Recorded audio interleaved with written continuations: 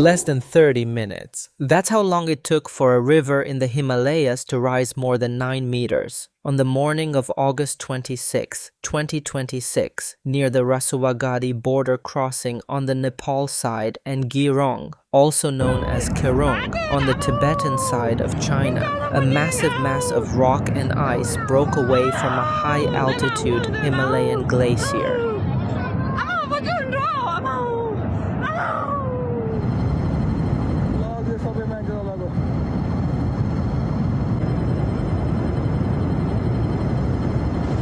The debris plunged into the Lenda River on the Tibetan side, the same river that becomes the Bote Koshi once it crosses into Nepal, feeding into the Trishuli. Within minutes, a massive debris flow of mud and rock tore through the settlements of Timure and Syabrubesi in Rasua district, then continued downstream through Nuakot and Dading.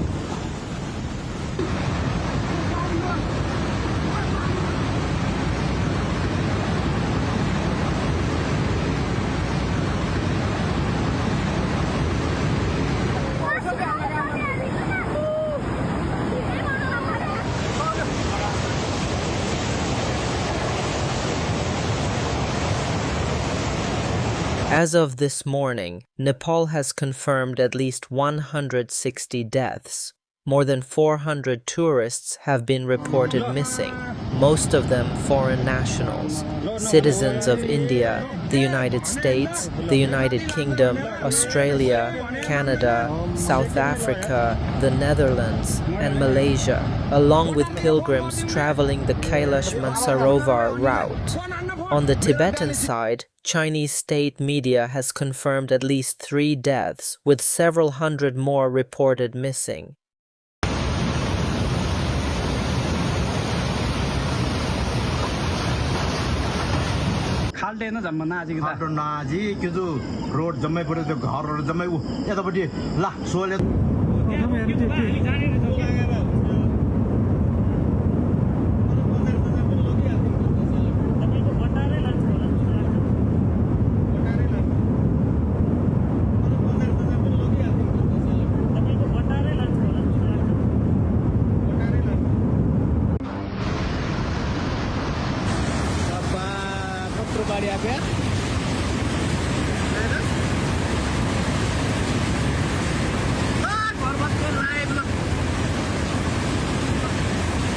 Initial reports from the U.S. Geological Survey recorded a seismic signal measuring magnitude 4.4 just before the disaster struck, and early accounts, including from Nepali officials, assumed an earthquake had triggered the collapse. But after further analysis of nearby seismic stations, long-period seismic waves, and satellite imagery, the agency reached a different conclusion. No earthquake occurred. The signal, later revised up to magnitude 5.2, was in fact the energy released by the collapsing ice and rock and the resulting debris flow, not a tectonic rupture. In other words, the collapse itself generated the tremor. The tremor did not cause the collapse. What ultimately destabilized the glacier, prolonged warming, or some more localized factor, is still under investigation by geologists internationally.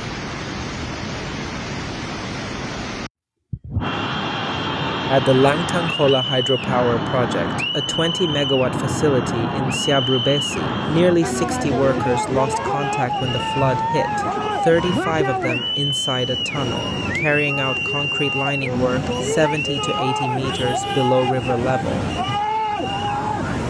The powerhouse, just days away from completion and grid connection, was swept away entirely.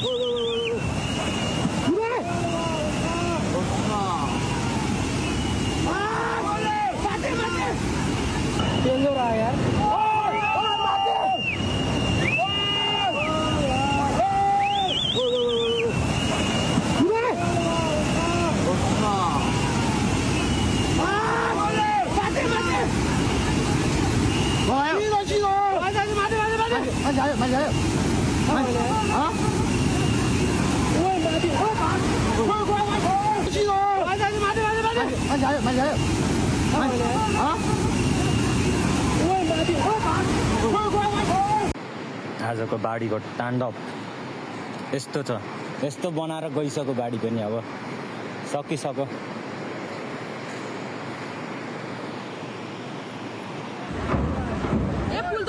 The force of the flood is evident in the infrastructure damage. In Nepal, at least 19 bridges and nearly 40 kilometers of road were washed away. About 60 homes near the Trishuli market vanished entirely. The energy sector was hit hard. Roughly 430 megawatts of generating capacity went offline, more than 12% of the country's total hydropower capacity. Several plants sat directly in the flood's path.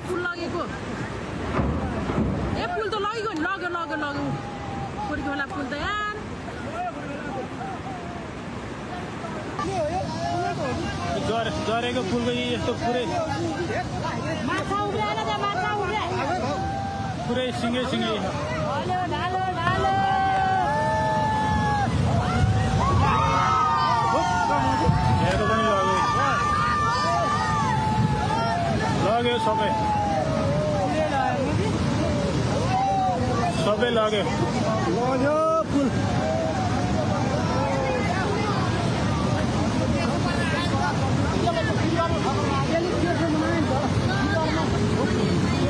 झरेको पुल आएर हानेर यहाँको पनि लाग्यो The customs complex at Rasuwagadhi, one of Nepal's main commercial gateways to China, was completely submerged, and a newly built border bridge was destroyed. On the Tibetan side, the Gyirong crossing also suffered heavy damage, with roads, power, and communications in the surrounding area cut off.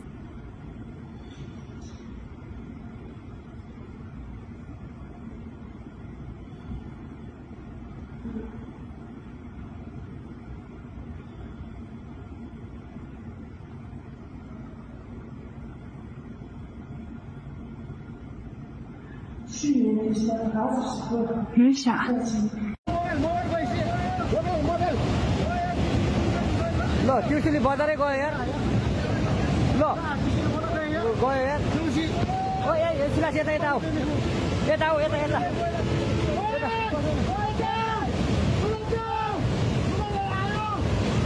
आमा मामा यार बजार Trishuli dam फुटेर हेर्नु guys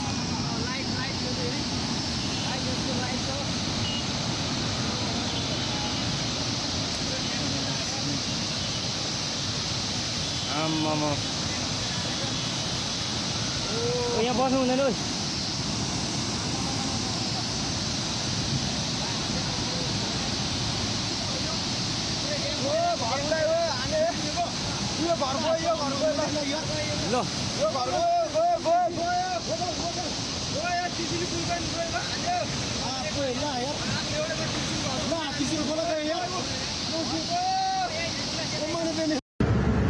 Rescue efforts were severely hampered in the first hours.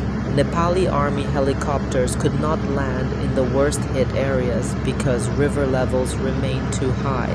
Rescue teams were forced to winch survivors directly from rooftops and out of thick mud. On the Tibetan side, mud in some areas was reported to be as much as 1.5 meters deep, making it difficult to reach the disaster zone.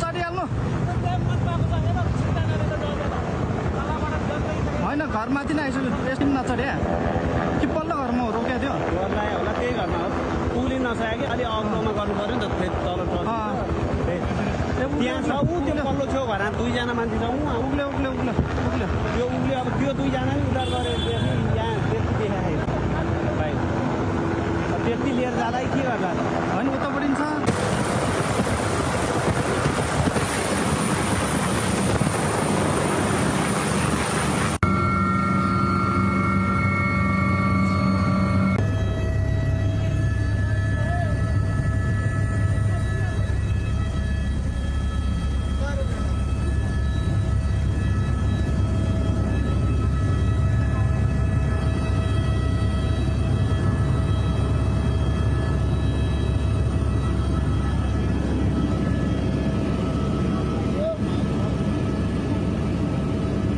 Chinese President Xi Jinping ordered an all-out search and rescue effort. Both sides have deployed hundreds of rescue personnel, specialized vehicles, and search dogs. Officials warn the death toll is likely to rise further, as many communities upstream remain inaccessible by road.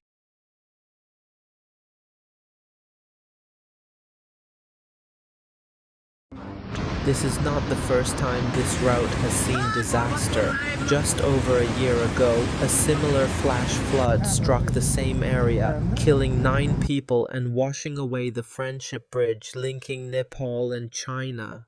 That event was traced to the sudden drainage of a glacial lake at an altitude of roughly 5,000 meters.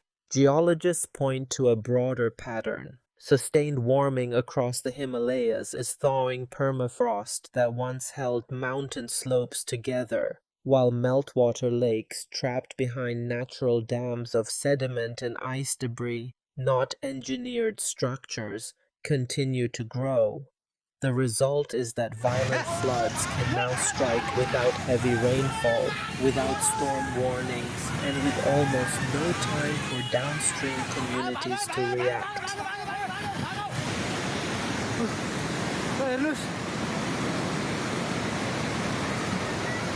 As of this recording, search and rescue teams remain active across Rasuwa, Nuwakot, and Dading. Officials warn that many communities are still unreachable, and the confirmed death toll is likely to climb further as rescuers reach the areas closest to the collapse.